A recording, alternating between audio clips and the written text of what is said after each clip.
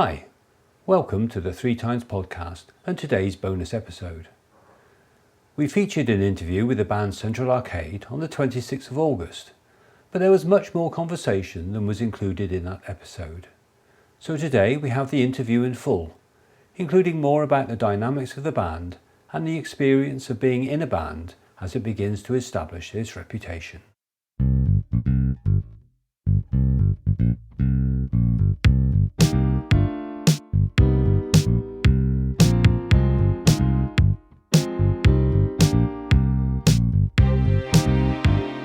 Hi, welcome to the 3 Times podcast.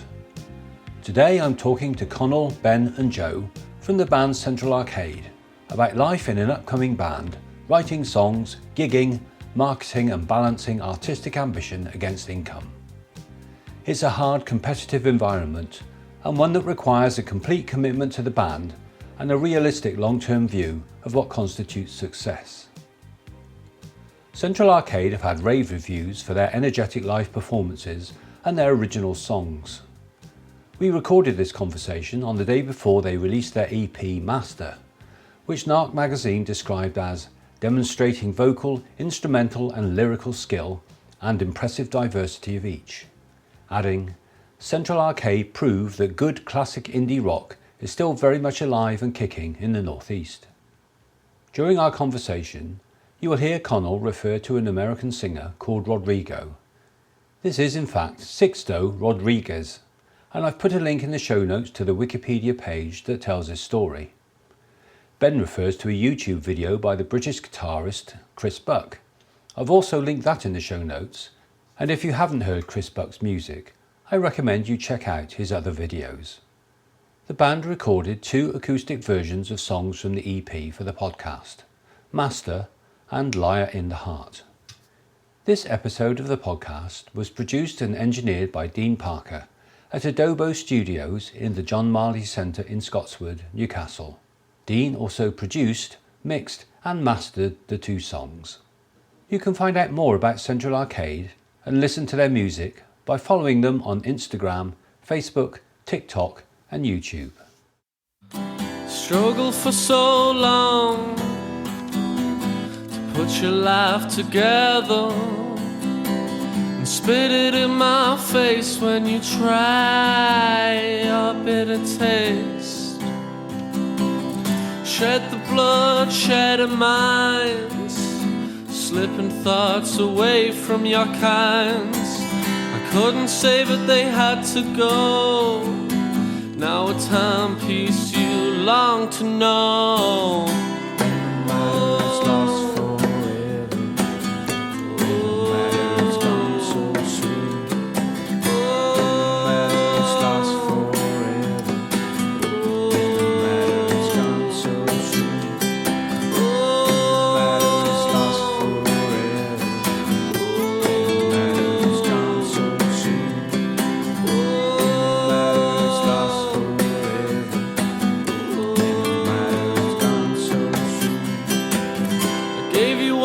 I helped you stray far from the mainstream, away, away.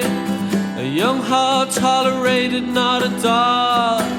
Old and sacred, safely starred. And like the demon that knows us all, the one you fight, fight to fall. By dawn came something bigger, just to be left with nothing at all.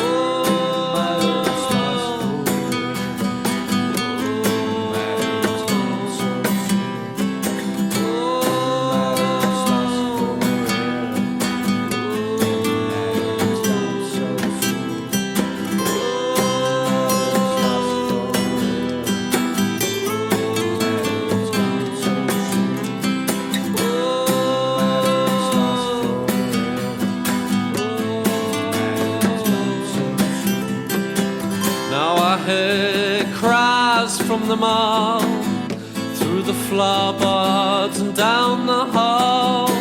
There lies Mary, a cross lies on my wall. I saw you die 100 times, did I ever answer your call? And like the demon that knows us all, the one you fight to fall. But then came something bigger, just to be left with nothing at all. Do you feel the gale that blows on through? The one that blows him back to you. Out of the harbour into the sun. Dance the dance, two lives as one.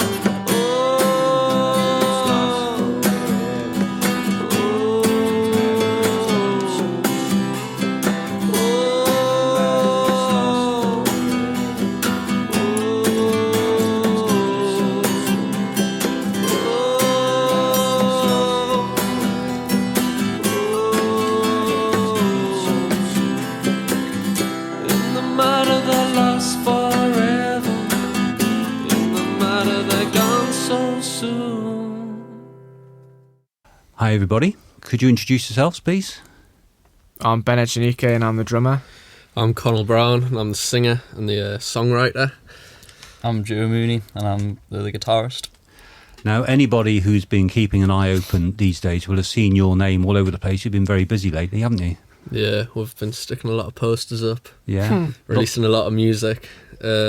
Playing a lot of gigs. You've done a lot of gigs. Was it 30? Was it 32? I think it was 36. 36. Yeah, you can't forget them other four. It was around that mark, anyways. And yeah, last year played a lot. So yeah, it was non-stop really. There was in May we had a gig every single week. Wow. Yeah, and we had 2 gigs on one day, and I lost my voice in the second gig of that day. So yeah, but it was good fun. And how does word get around? How do you get these gigs? Is it word of mouth, or do you have a manager who's out there pushing stuff for you? No, kind of just book them ourselves. It's like we'll either know people, like or go into like for pub gigs. We'll just go in, just ask, get a gig, or email, or text on Instagram, Facebook, something like that. And then when we play with other bands, it's more so just from texting them saying, do you need a support act? We'll hop on the bill and whatever else, And then sometimes venues ask for us back when they're putting on another gig, which is always a good sign. So, you're doing something right there. So it's good old-fashioned legwork, really. It is, yeah. We don't have a manager pulling any strings. It's just getting the name out, really, isn't it? Yeah, that's the thing. We don't have as many gigs this year. We had, I don't know how many we've played this year. Possibly not even 10, I don't think. At this point last year, I think we played over 15. But no, we have music coming out, so it's okay. Yeah. So yeah, we released a single in March, released a single in May, just over a month ago now. Then we've got a fourth single coming out tomorrow. So, yeah, Friday, it's 20th exciting. of June. Yeah. That's right. Johnny Blue will be out. Yeah. So yeah. So how did you guys get together?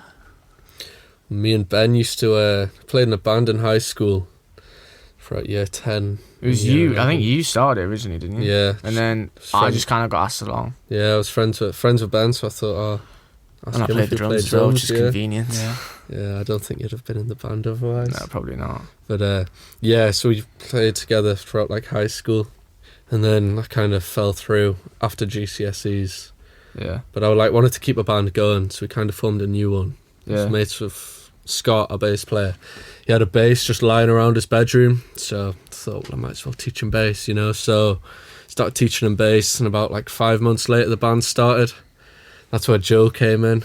So I used to play in a jazz band that Dave Hignett ran. Oh yeah. Yeah. And I played trumpet in that. And Joe played guitar. I was just like racking my head to think of a guitarist. Ben couldn't think of anybody. I couldn't think of anybody. And then I just put a post out on Facebook, like on a local music group, and Joe responded to it. And the second I saw him, I was like, how did I forget about him? So, yeah. And then we rehearsed in Ben's garage. So he turned up to the first rehearsal, just playing some covers. I remember all three of us just looking at each other when Joe took a solo. Joe's definitely the one. Yeah. It was that magic moment. It was, yeah. Magic fingers, I think. So Haven't played the same since. Pressure. Yeah. So how would you describe the music that you make? So all sorts, really. I try not to write the same song twice. Like some songs are quite fast, other ones are heavier. and then we'll have like a balance of slow songs as well. So it's a mix of like slow, sad songs, I guess, and then we've got like fast, like I think there was rock quite a and lot of roll. like experimentation in it, to be fair.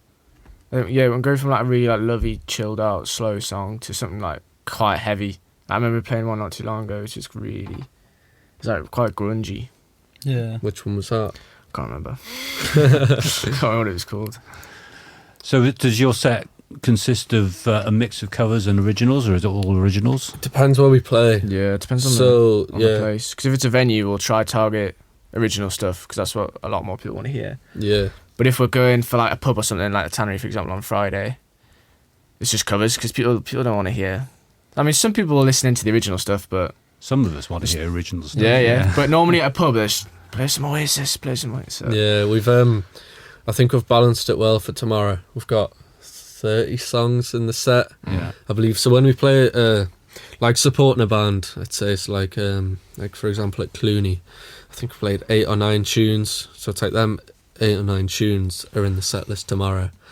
But yeah, I feel like because there's so many more original songs we could play, but it's just about doing the best ones. You know, I'd rather like quality over quantity. You know, so yeah, just making sure they're all refined. Yeah. And like presentable over just having them all saying like, oh yeah, we've got like a 15 song original set compared to like and some of them aren't very well polished compared to like 8 original tunes, and we've all like thought them all through, all the parts are spot on. You know, it's like unless I'm really desperate to start playing one of the tunes, we'll rehearse it 3 or 4 times over space of a month, you know, and then put it into the set. We wouldn't do it once and just be like, right, let's go for it, you know, unless I was like obsessed with the song at that moment in time. So, but So the difference between a song that you would want to play live and a song that you would think wasn't good enough is actually in how much you developed it rather than the nature of the song itself. Just whether it's playable yet, I guess. Yeah.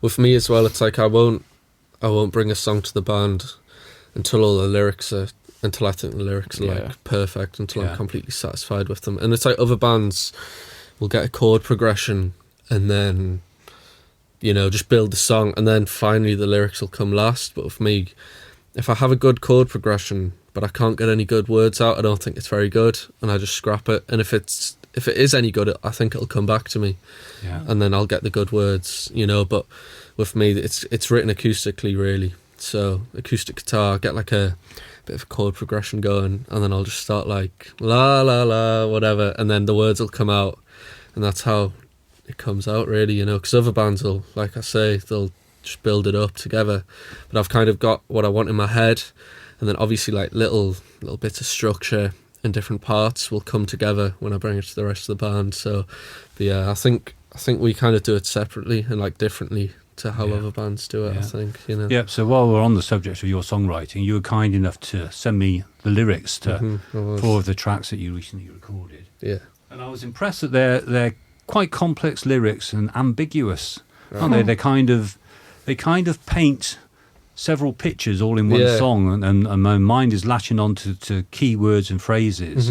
They kind of throw quite a few things out just in one song, but they all kind of hang together. So you obviously put a lot of work into that. Yeah, well, yeah, I feel like I try not to write like specifically. I feel like when I'm writing tunes, because not everybody's experienced the same things, so if I can make the lyrics as general as possible, then more people can relate to it, kind of, you know.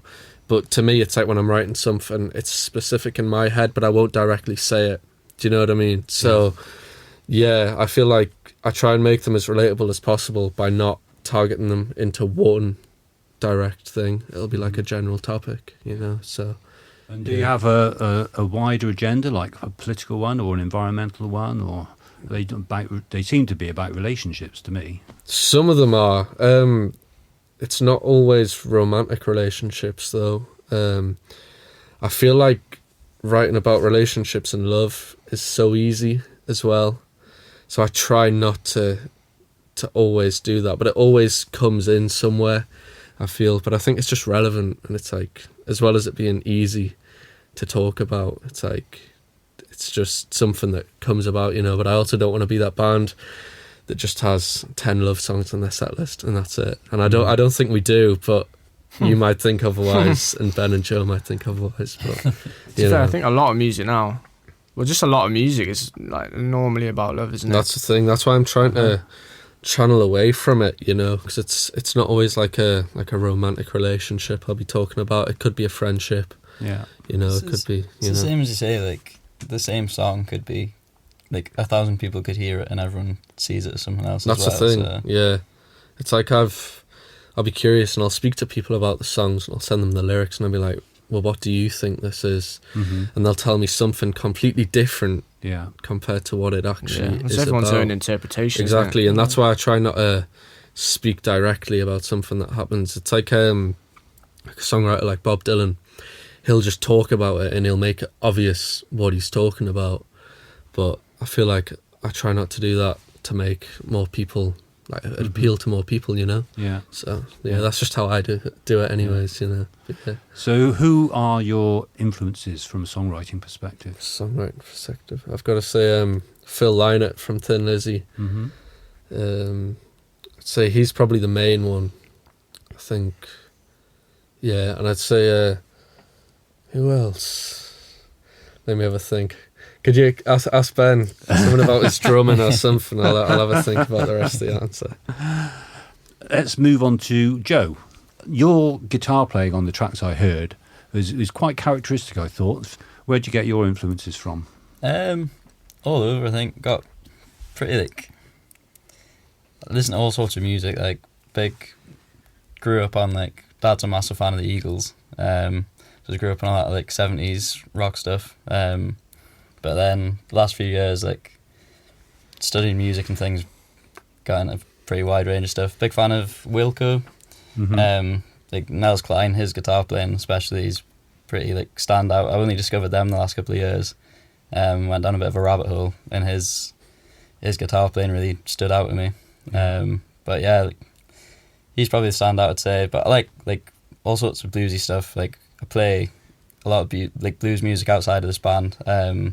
So that probably creeps in places, trying to do my best Eric Clapton impression. But I think that probably affects your tone, doesn't it? Yeah, definitely. You play Telecaster, and what amp do you use? Using a Hot Rod Deluxe at the minute, so it's pretty wide open. Yeah. Like, and use mixture of pedals. That's probably one of my favourite bits about it. Like, I love the playing side of things, but I'm really big into, like, the gear side of things. Proper like, nerd. Yeah. Proper nerd. How big's your pedal board? It's pretty small at the minute, to be fair. The big one's out of order at the moment. Oh, right. I've been tap dancing on it too much. But no, that's like, I think one of my favourite parts of, do you know, when we've been in, like, anytime we've been in the studio or anything, working parts out, one of my favourite parts is, like, figuring out what sound's going to suit this part, or, like, how can I've got this funky sound, how can I wangle it into a song somewhere? So all right. So when Connall brings a song to the band, it's got the melody and the chord structure. So you look at that and see what you can augment. So to coin a popular phrase at the moment, you're serving the song. I like to think so. Yeah. I don't know how good of a job. That's what guitarists keep saying, but Yeah, actually what they mean is I want to yeah. play my guitar as much as possible, isn't it? It's just trying to, like, I think I'm as bad as anyone. I think I'm probably a lot worse for it live as well, is when a part will come up with a solo and I'll try and squeeze as many notes in as possible rather than thinking what's going to be nicer here for the whoever's listening. So, but yeah, it is really song dependent. I think you've done an all right job for the most part. Yeah, he's done a very good job. It's like I'll have something in my head, and it's most of the times he'll hit the nail on the head with it, you know. So if they don't like it, then they'll tell us. So. Yeah, this is we won't shy away, especially in the studio. Yeah. It's like one of the tunes I sent, Shine and See. It's like the solo. We were recording for 3 days, and we were doing so many takes of it. And I think what we just like, yeah, we'll do it tomorrow. You know, like it was at least like the 15th take of it, and I was like, do you know what I mean? Because he had all the parts. It was like a jigsaw puzzle of putting them together. You know, so it's the same with Johnny Blue as well. Yeah, that solo as well. It's just trying to, like, it's the thing, you can come up, think you've got an idea, and even just sitting on it for a little while and coming back to it. I think that's, hear it in all scenarios in music now. Whenever you watch videos of producers and other artists and things, if they have an idea but they can't get there and leave it, sit on it for a bit of time, come back to it, and if it's meant to be, then come back. So Yeah, I think it's like live. I'll think back to like when Joe's recording a solo, for example. I'll think back to when he played a solo live, and I'll be like playing along and be like, yeah. But then it's like, it's just in the moment, because it's different when you're playing with people. You come up with things that you wouldn't come up with when you're sat in a studio, you know, with however many takes under your belt already. I think a bit of pressure. So when you're working on a new song, do you record it just in case any gems come up and before you forget them? I do when I'm writing the song, but not so much altogether. I feel like we just keep doing it, because it's like all our songs, compared to the first time we played them to now, they're all like, they're so much more developed. Even if we had the same structure and similar parts, we'll just be playing it a little bit differently, you know. And it's like if we recorded something, like I was like, oh yeah, I like this part, but then sometimes if we don't record it, I'll forget about it and possibly something better could come from it, you know. So it's like I feel like it could kind of hold us back as well, because I feel like the moment will just take us to the right part of the tune, you know. But it's like with lyrics, I'll always record it, otherwise I'll forget, and I've got to write it down instantly. But yeah, I feel like when I'm writing lyrics as well, it's like a scramble in my head. I already have the line, I just need to get it out and make it fit into like a like to fit the rhythm of the tune, you know. But the line, it all already exists. It's just like unscrambling it and putting the words in the right place, I find, anyways. Do you wake up early in the morning with music in your head or lyrics in your head? I always wake up with a song in my head. Yeah, when now you say that, every single day I wake up with it. I'll go to bed with a song in my head, and I'll wake up with a different one in my head. It's really strange, but not so much words. I know singer of Echo and the Bunnymen, when he was writing The Killing Moon, he said he woke up with, I can't remember what line it was, but he said he woke up with the last words in his head, which is quite interesting, but that's not happened with me yet. Not yet. But yeah, I feel like most lyrics will come easily, but some of them I've really got to dig deep and get them, you know. But yeah, it all comes out eventually, though. And Ben, I was listening to the tracks this morning in the car on the way in, and your drumming isn't a straightforward drumming at all, as it seems to me that I've used this word complex before on Connall's lyrics, but your drum patterns seem to me to be quite complex to you, for lack of I'm not a drummer, so I can't think of the right words to use. Where do you get your inspiration from? Well, it's quite tricky, because I'd say probably my biggest inspiration, the reason I got into drumming when I was little, is because my parents are big fans of the Beatles. So I know we were talking about Ringo Starr earlier, but Ringo's probably my biggest inspiration, because I just thought it was quite interesting, because even though he's not technically probably one of the best drummers out there, he doesn't have the biggest fills or the biggest chops or the biggest, you know, rhythms and stuff like that, but he can fit the song so well, and that's what people, you know, look up to him for, and how he can play into the song and it still be impressive.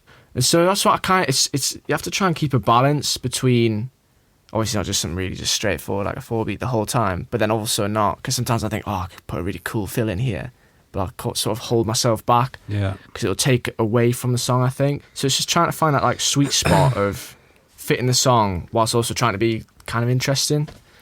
And so that's why I sort of try and experiment with different kinds of things, especially on like Find a Lover and stuff like that. Yeah. When I just do that little sort of tom and on the ride and stuff like that. Snare at the end as well. Yeah, that's not, you know, that was... See, that's like another example, because it's talking about the lyrics about like a battleground, so I do like a marching snare drum thing. But yeah, I just try and keep it complex, but not so much that it's taken away from the song, if that makes sense. Because my knowledge of drumming is so limited that that probably the drummers that I would cite as making the greatest impression on me are Keith Moon and John Bonham. John Bonham, and they were great, both drummers who put a drum beat in whenever they could. They hit a drum if there was a gap anywhere, didn't they? Especially Keith Moon. Yeah, unbelievable drummers. But nobody seems to drum like that anymore. No. Perhaps wisely, because it was a bit of a struggle to fit everything around them, wasn't it? I think it made sort of them tracks back then really interesting at the same time. Like, have you ever heard "Fool in the Rain"? Don't think so. No. Best John Bonham's sort of groove. It's his shuffle. It's called the John Bonham Shuffle. Yeah, and it's great. It took me like 3 days to get it down. It's that good. And he just probably off his face stringing or something. Just come up with it. And then there's a breakdown when they take out one of these like Brazilian It's like a sort of samba whistles, and he's doing this whole like, I don't even know how they recorded it. I think he must have sort of layered it, different sort of rhythms and fills and stuff, and it's just this big like, it's literally like a big sort of street band almost. You were talking about that tune a few months ago. I think. It's the whistle rejogged my memory. Yeah, it's like what you were saying about the march and drum thing. Like I was saying before, we'll come up with different parts. You know, it's like that's one of them. That wasn't there for a while after we played that tune. You know, it just comes with time, and it's like we'll look at the song after playing it and be like, right, okay, so now what do we do? It's the same with Hold Me. It's like there was a little gap when we play it live now. There's a little gap at the start, and it's like when Ben came up with the idea for this, and it's like I was like, yeah, okay, I'll try it, and it's like we did it, and it just sounded like clicked. A million times better. We're like, yes, but we didn't get it in the recording, unfortunately. So everyone will have to come and listen to that live. You know, it's funny because now every time we play it, it just sort of had a bit of dynamic. So it's the intro, then it's a little just quick little cut, and then back in. And so every time I listen to the track now, I'm so used to hearing it. I can't unhear the gap. So that's the thing with working on tunes all the time. It's like we've recorded it, and then we'll continue to find little things we can improve and stuff. Yeah, song's never finished, is it? No, exactly. Yeah, it's like I know Noel Gallagher said as well. It was like when you write a song, it's not finished until you've gone back to it and worked on it again. Yeah. And it's like with every single song we play, it's the case. It's like we open the set of a song called Cold Truth Rains, and it opens the EP. And it was like, even that changed. Like Joe basically just changed the structure of it, kind of. So it's like my guitar starts, and then the bass starts, and then the drums start, and then the lead guitar comes in instead of everybody starting together. And it's just like something like that makes it a bit more interesting. It's like what's coming next, you know? But yeah, it's just little things that just get, like, we'll have played that song at least 5 times live, but we're still looking to improve it and change it, you know. But it also gets boring playing the same thing. So Ben gets bored easily. Yeah, I get really bored sometimes. So because some of the songs we've been playing, you know, how long's what's the oldest song we've been playing? Well, I wrote Find a Lover about 2.5 years ago, but we didn't stop playing that until September maybe. So yeah, but a while anyways. It's like our first single, Aptly Awry, we just got so sick of that we stopped playing it. You know, it's like it's probably the one tune that everybody knows us for, like, if they do know us. A lot of sympathy for people that have played the same few songs since the 60s. Oh yeah, no. That's what I'm saying. If you look at Guns N' Roses, still playing Sweet Child of Mine. You can go back to your mansion though, and it's that's true. I'd do that if I was getting paid that much. Exactly, that's the thing. It's like Hey Jude, like haunting Paul McCartney for his whole life, basically. I know. So, yeah, but if it makes you money, you can't fault it, I guess. You can't complain, exactly, yeah.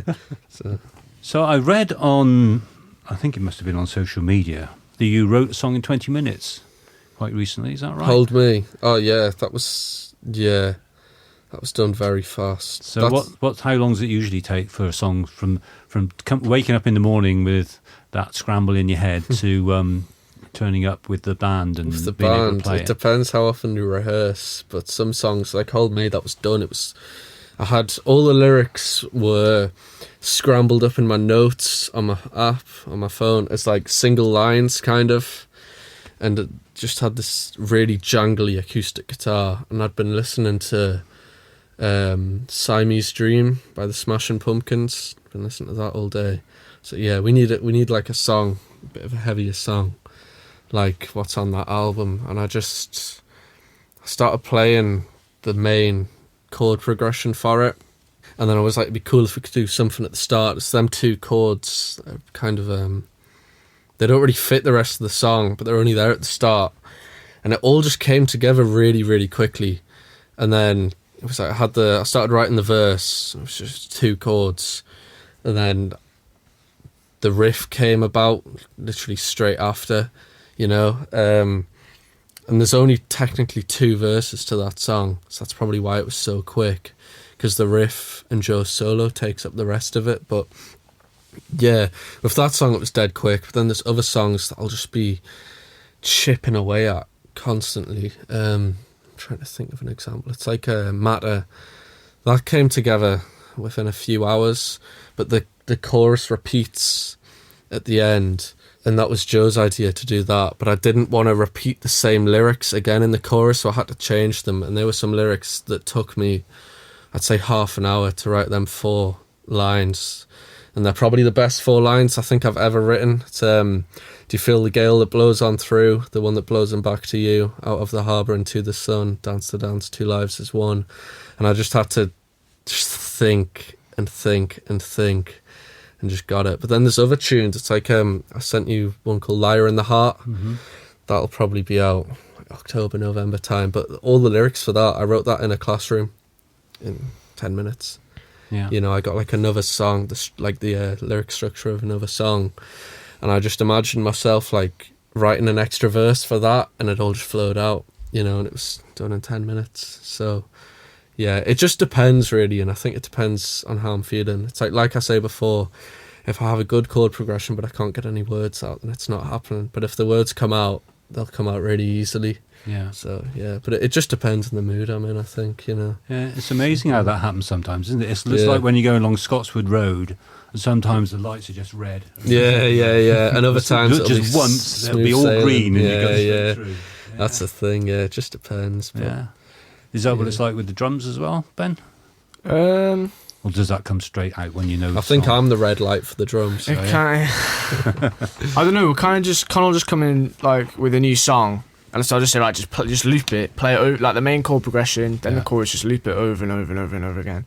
And so I just kind of listen for a while and just sort of think of things in my head, and I'll just sort of like mess around until I find something that I like, and then sort of expand on it.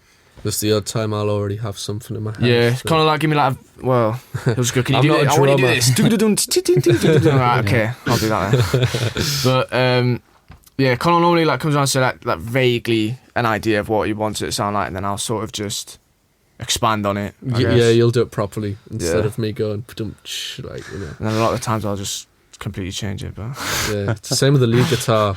Like sometimes I'll already have a riff, yeah. and other times I won't. It's like the complex riffs. Joe's written them, but if they're quite simple, I've done them. So yeah, but yeah, it's most of the lead guitars all just. How do you do that? Actually, Yeah, how do you do that, some Joe? of it I'll write. Is that something then- that you mentioned that you did 15 takes of? Yeah. It was probably more than that. Is it more than that sometimes? A lot of it comes just from playing them like for solos especially and stuff. I'm probably really bad in that.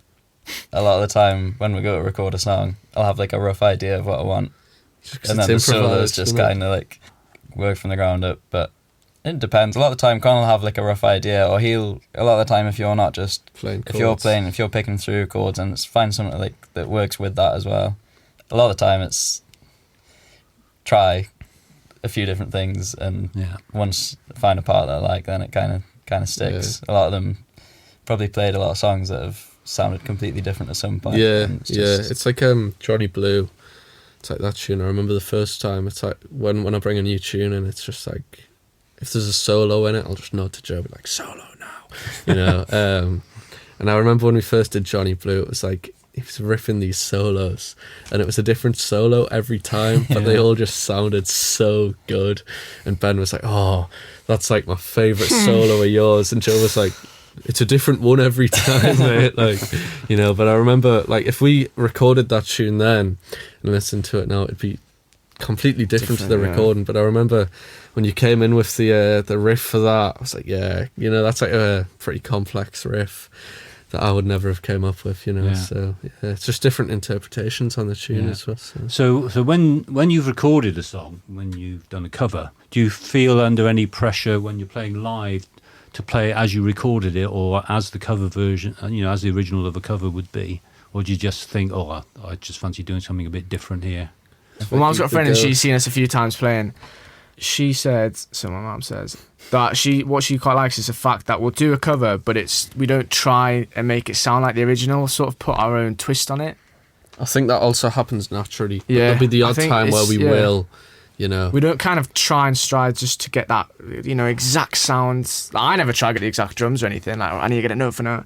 We just kind of, because I think it always sounds better if it's your own take, because it suits the band better. Yeah. Rather like, than trying to be someone else. Yeah, it's like no two bands are the same. No. Apart from like Oasis and the Beatles, maybe. Oh.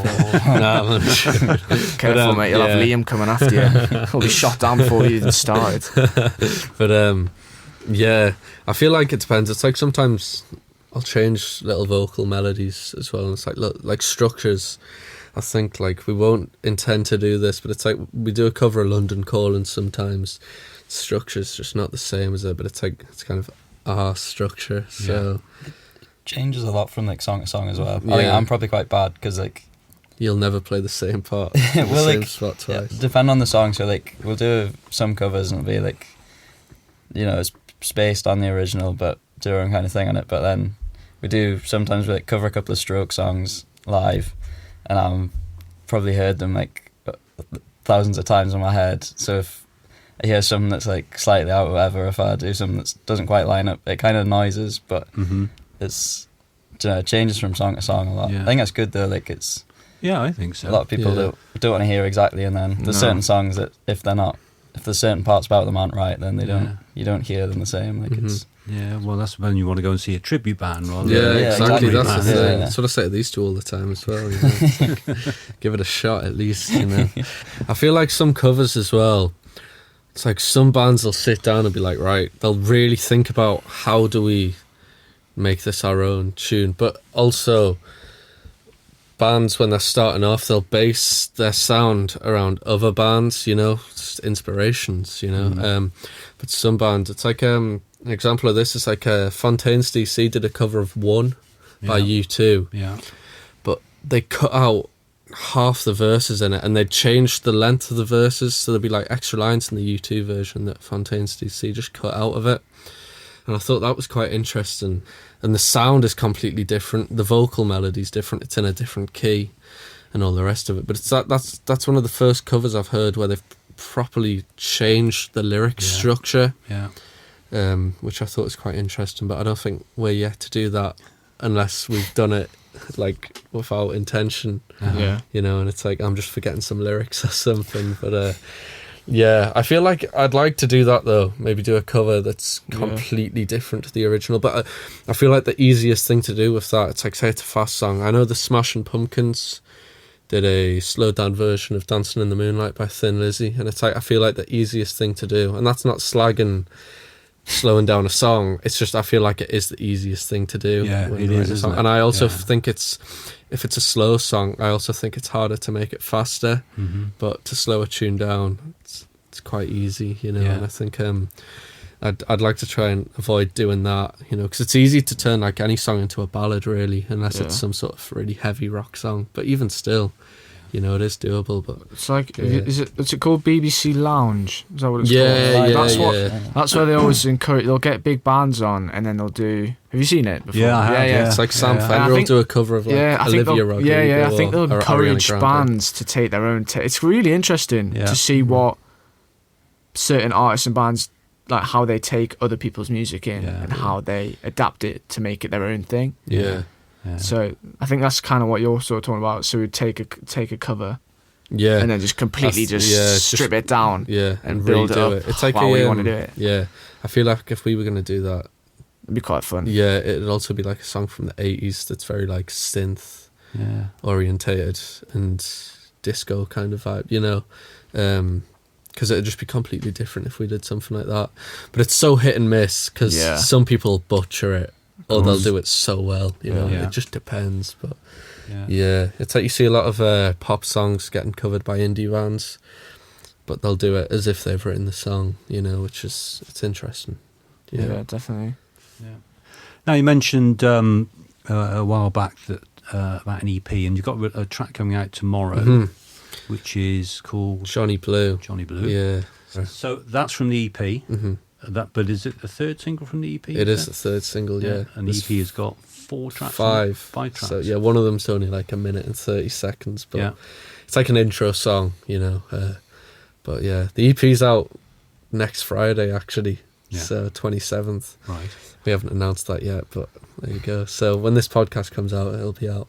So I'm interested to know from you as a young and developing band how you go about marketing your music. social media. Yeah. Mostly, I That's think. probably the yeah. easiest and the best because it's just free, isn't it? And it's sort of All your mates are on it. Everyone's yeah, on it, and everyone you know. sort of share it around and stuff like that. And then you sort of get the off chance that something builds attention. Mm-hmm. Yeah, or something else will come about, like this podcast, for example. You know, Yeah. it's like other gigs and whatever else, you know. Because without social media, you know, not many people would have heard of us really. But yeah, I think it's a massive help. Definitely. I think, you know. So how do you make yourself heard above all the noise that there is? That's a great question. Those are good questions. Yeah. I feel like I look at what works when bands post things. Yeah.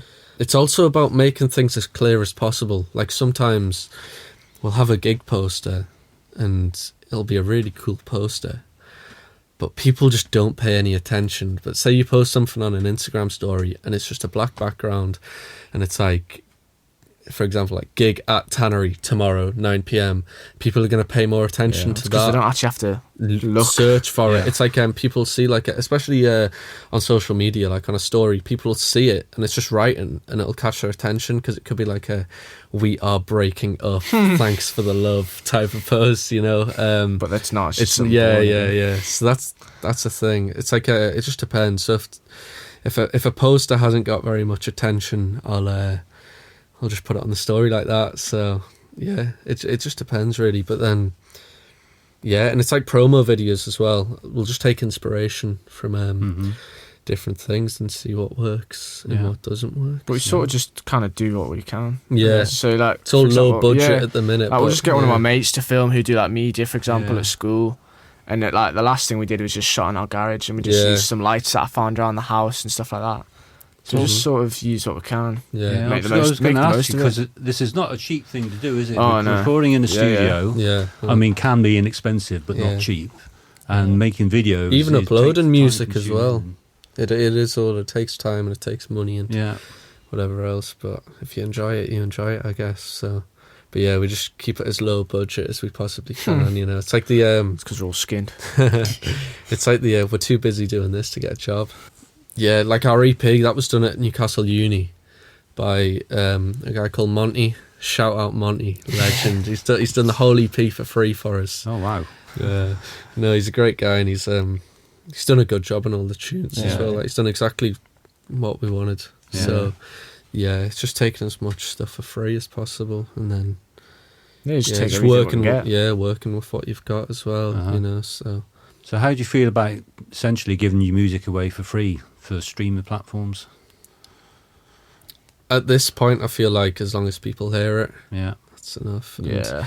if people don't steal it, Because it's still all about So- just getting out there, really. Yeah, Isn't it? You yeah. can't really expect people to pay something they're not sort of Yeah. already following along. same with gig tickets as well. Mm-hmm. Yeah, we try to keep it like if There'll we be do a- ticket, it'll be as yeah, low as possible, yeah. as low as we can get it. It's like there's a lot of gigs we'll play. We'll just be supporting a band on, and it'll be like 10 quid a ticket sometimes, and you're like, really, 10 quid? You know, it's like we're playing Head of Steam, July 20th, and we made tickets 4 quid.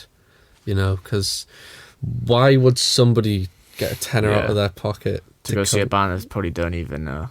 Yeah. So yeah, Do you know what I mean? Like, I feel. Before streaming platforms, people Have to go- accepted the yeah. it's pay- Yeah, of but course, it's 'cause that's the changed way you listen now. to music, It's isn't changed. it? Yeah, people can judge you from Yeah. their phone, from their bedroom. yeah. They don't have to go out and do it, you know. So Mhm.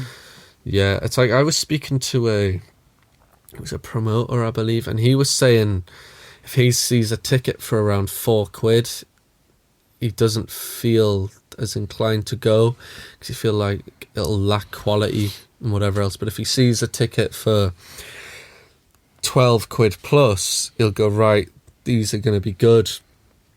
That's why they've charged this much. But yeah, I think it just depends really, but I feel like we have a better chance of getting more people along if it's cheap. And I think if people can judge us online and they like our music, that's an even better chance of them coming because it's cheap and they're going to enjoy something. for little money, you know. Yeah. So, and it also means as many people as possible can come, which is a bonus for us. So, you know, but Yeah. it's definitely not about the money. And it's No, like, no. Yeah. you'll hear bands Not saying, yet, anyway. When I'm living on the street, it will be. You'll hear, but yeah, you'll hear bands like saying, "Oh, but we could have made however much more money off that gig." Yeah. But I'd rather play to a full room and get Yeah, of less course, money definitely. than play to a half full room and get more money because the ticket's more expensive. You know, I feel like it's more about experience than profit at the minute. Yeah. I think, anyways, that's why it's important to me, anyways. You know, So how do you see things developing over the next 2 years, say? just got to keep going and doing what we're doing, I guess, Yeah. and hope more people take notice. I feel like a way of doing that is just playing music, like playing gigs, releasing music, and just keep playing. So you I know? think part of it as well is a lot. I think there's a lot of luck in it. Yeah. I think there's like some artists. There's off chance that there's someone in the crowd who's you know owns a record label or something, and then signs in, and that's Even it. a manager, you know, it's Yeah. like with the So, like, right yeah. manager, you can go go very far. far, and it's been shown. It's not just. It's like a lot of bands have like rich parents or know somebody Yeah. part of a record company and whatever They'll have else. It's all about connections. That's I the think, thing. Yeah. Once you find the right people, you know. It's as much who you know as Yeah. what you're doing and things. Yeah. I think that's Yeah, been proved the last few definitely, years, definitely. especially Yeah. like you could have like the best, really like great music under your belt, but unless you've gotten in somewhere, then it's Yeah. like proved really hard to Yeah, make yeah, it. of course. You know, there's countless stories of that. Yeah. So it's, I think, like one of the biggest things going forward, I don't know what I use, but like playing to new people, like different crowds, Yeah, of different course. places and things. You know, Mhm. like there's always new people at our gigs, and I feel like I'd rather play to new people every time we play a gig than to have your mates coming every single time. And although the support's great, it's like, but you're not reaching any new people, especially like I say before, if a ticket is however much money and they don't know anything about you, like, do you know what I mean? Yeah. So yeah, but yeah, it's like you say, find the right people, but there's also a lot of people who don't want what's best for you as well. There was a singer from America called Rodrigo. I don't know if you've heard of him, but basically he released 2 albums, and he was a household name in South Africa. He was massive, and it sold so many records there. Like, you went into a house, it'd be like a Beatles record, a Stones record, a Rodrigo record, you know, but nobody had heard of him in America. And he was just this massive conspiracy theory in South Africa. He knew nothing about being massive over there. The record company just took all his money, and there were these super fans, like mega fans. There was nothing on the internet about him, nothing, because he spent his whole life as just like working on a building site and whatever else, you know, just on a minimum wage job. And it, like, people tracked down his daughter online and found out that he was still alive, and they contacted him and was like, "You're absolutely massive in South Africa." So he went over and he played however many sold out arena shows in there, but in his hometown nobody had heard of him, you know. And it's like, so obviously he made money from the gigs that he played in South Africa, but he didn't make anything off the records that he told. There was some documentary on it. But it's like that a lot now. Isn't Yeah, it? but he was. People- Yeah, people this make was in like money. the mid-70s, I Yeah, think. So, yeah. but he was similar to Bob Dylan. You could make the argument, anyways. But some people argue that it was like a race thing. That, like, some people would say he's as good as Bob Dylan, and that's down to opinion, I guess. But yeah, you know. But it just depends on who's backing you, and you know how loyal they are to you, I guess. You Well, know, the 'cause recording industry has got a long legacy of ripping off musicians, Yeah, isn't yeah, it? that's the thing. That's why I think all the money in music now is in live performances. Mhm. You Well, can't- that's you why can't bands get are it, like- touring non-stop. Yeah, yeah. You know? That's why people like Taylor Swift have been an absolute fortune because they'll I sell out know. these huge stadiums. I know. Yeah. I know. even then, I think there's still like a point where, because you know, like obviously we couldn't afford to put the thousands up to go on a big tour, regardless of whether we could sell the tickets or not. But Yeah, yeah. I was watching, Yeah. you know, I don't know if you know Chris Buck, Welsh guitarist. Yes, I do. Yeah, he did a video, didn't he, about this very thing? Yeah, about his band Cardinal Black going Yeah. to America. I mean, they've got they've since been signed to like an American label and things, but he done a fascinating talk about the price of like touring these days for That's right. you know, a band that can sell.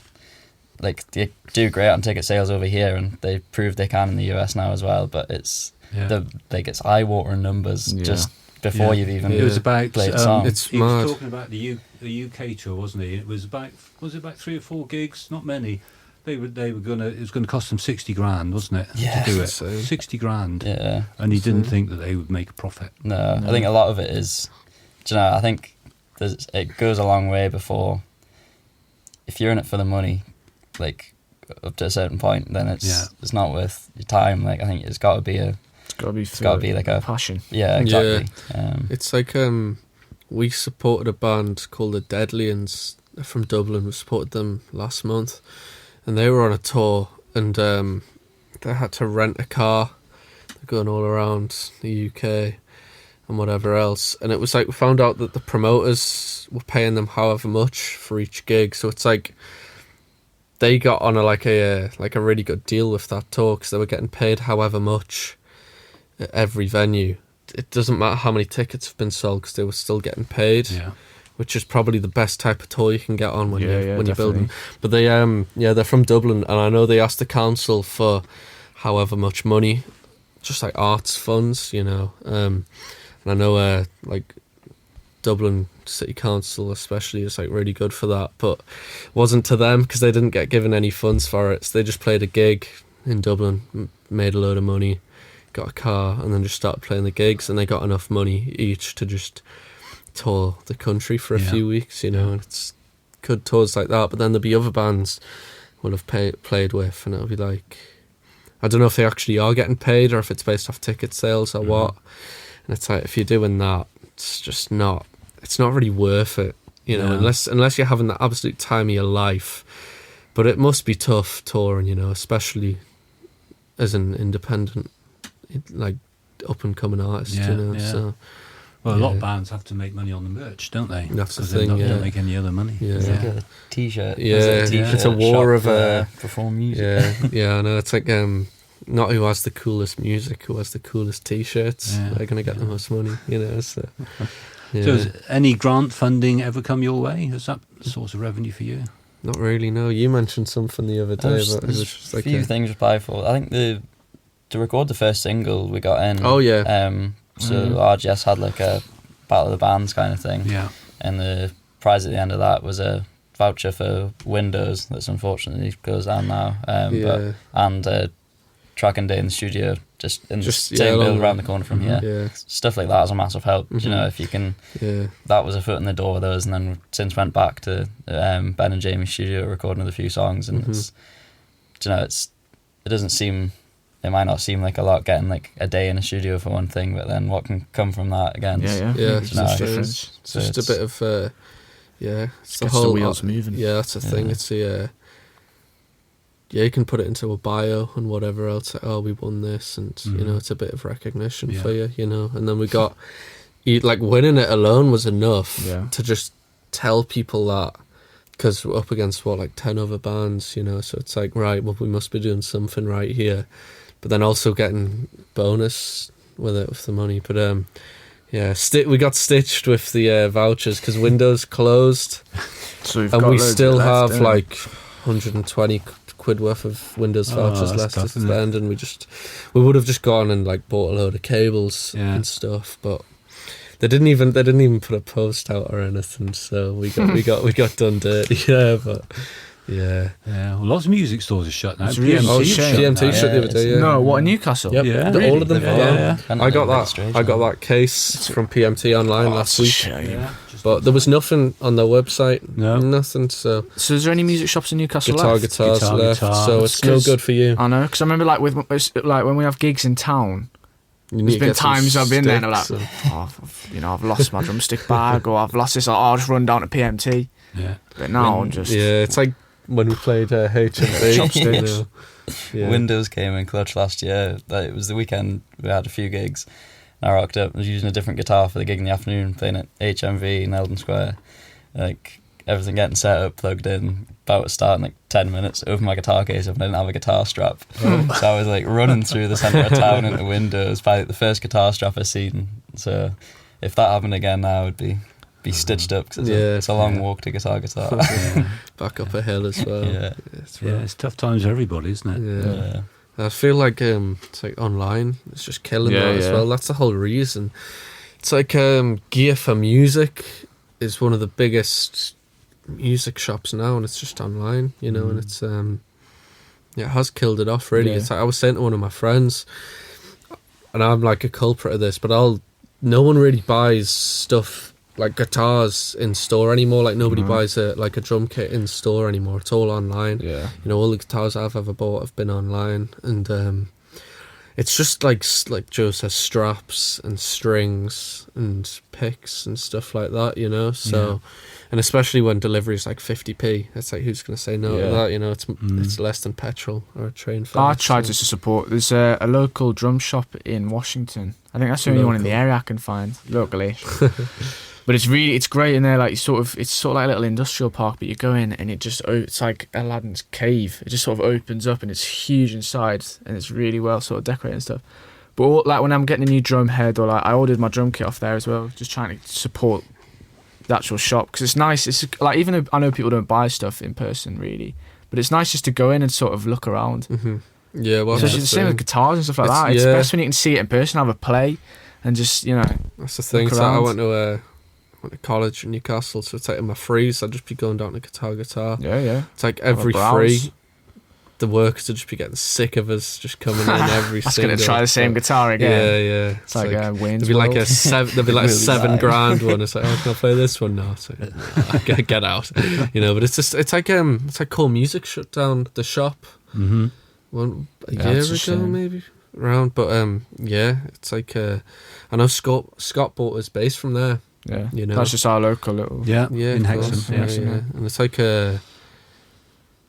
one of my mates bought an acoustic guitar from there as well. You know, so it was dead handy. It was so easy for strings as well. Drumsticks. You know, but it's a shame, really. Yeah, you know, it's like every town needs a little music shop, I think. So. Well, they do, but they all struggle. Yeah, trouble. Yeah.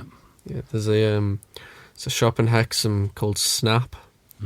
Oh yeah, and they've got a load of amps and guitars and stuff, so I guess it makes up somewhat for Core, but it's they're like a record store, so it's not the same. In Market Square. Yeah. So I bought a bass from there a few weeks ago now. So all right. Yeah, and your mate Jacob, he bought he just bought an amp. Bought an amp from there as well. So they seem to be doing a decent bit of business, but that's probably the best music shop in Hexham now, but there is some good stuff in there, you know. So it's because records are so big now. Yeah, like, people just love. They're also expensive though. Just collecting like the physical vinyls. Yeah.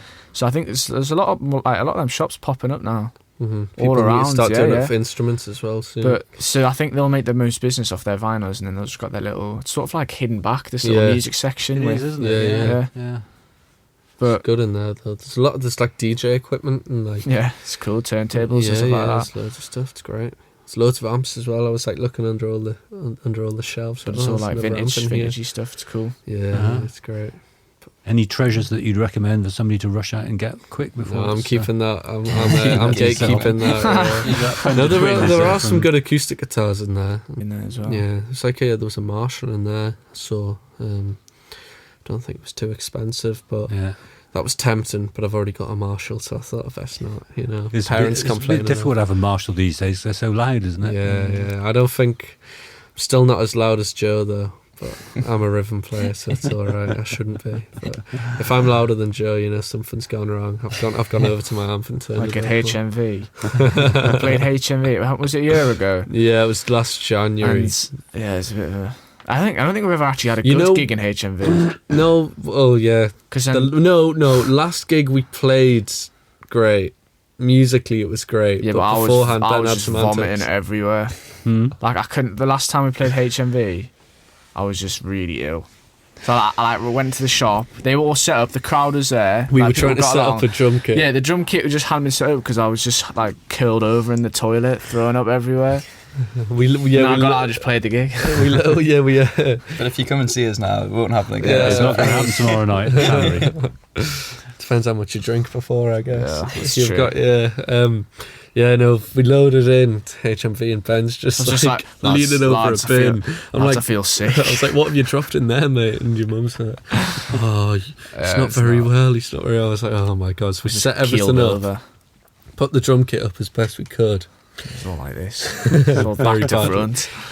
And people waiting, and it got to like 5 minutes before we were playing. I was just on the phone, and I was like, "Where are you? Where are you?" He's like, "I can't play the gig, mate." I'm like, what do you mean you can't play the gig? It's horrible, He's him, like, honestly. I was dying outside. We're getting here now. I can't. I'm gonna be sick.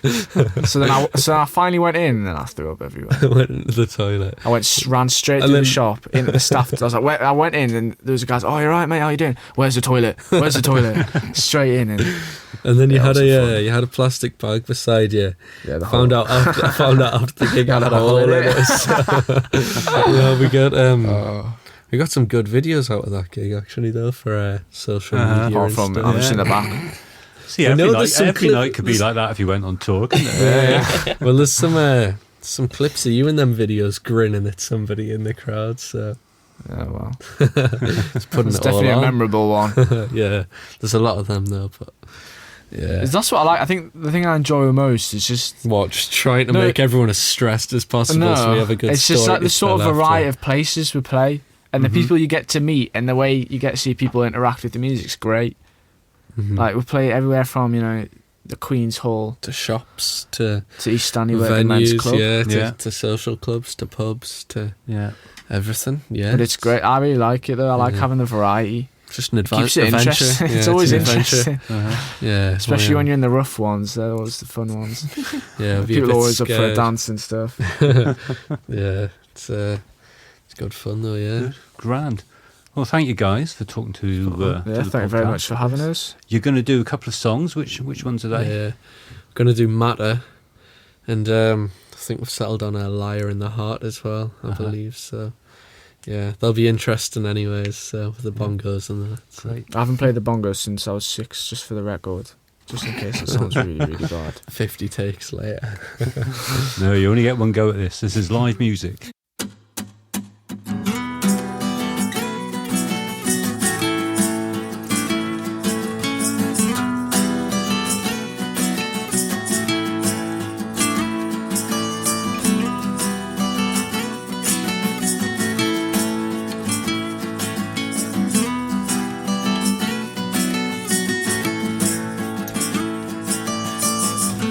Live on day by day like a liar in the heart, in the place you like to live, the place there from the start, the one that knows your secrets and hates to see you cry, but breaks you down so thoughtless and looks deep into your eyes. In my mind she comes and goes, in my mind the only one that knows. In my mind she hides then shows. Oh, in my mind it only means her alone.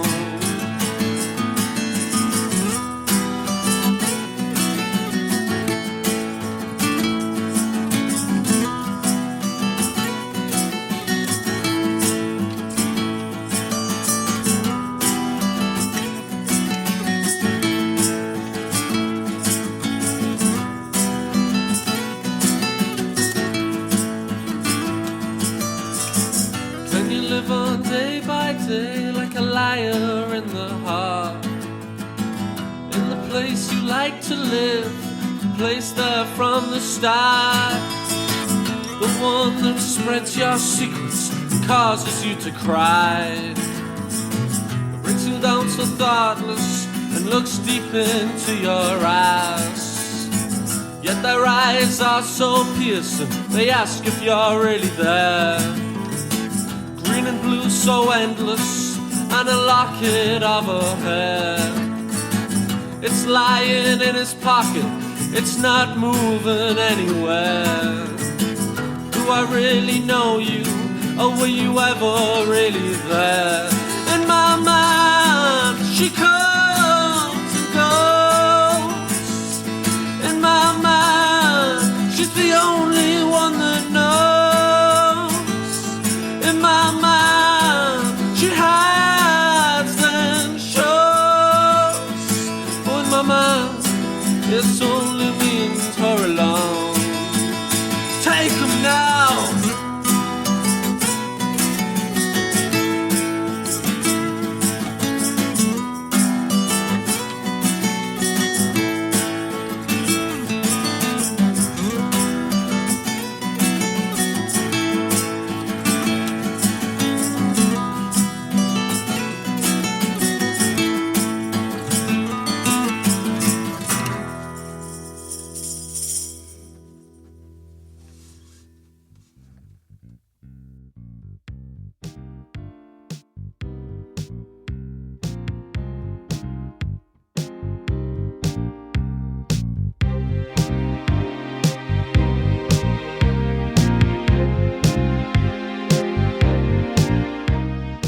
I hope you enjoyed this episode of the podcast.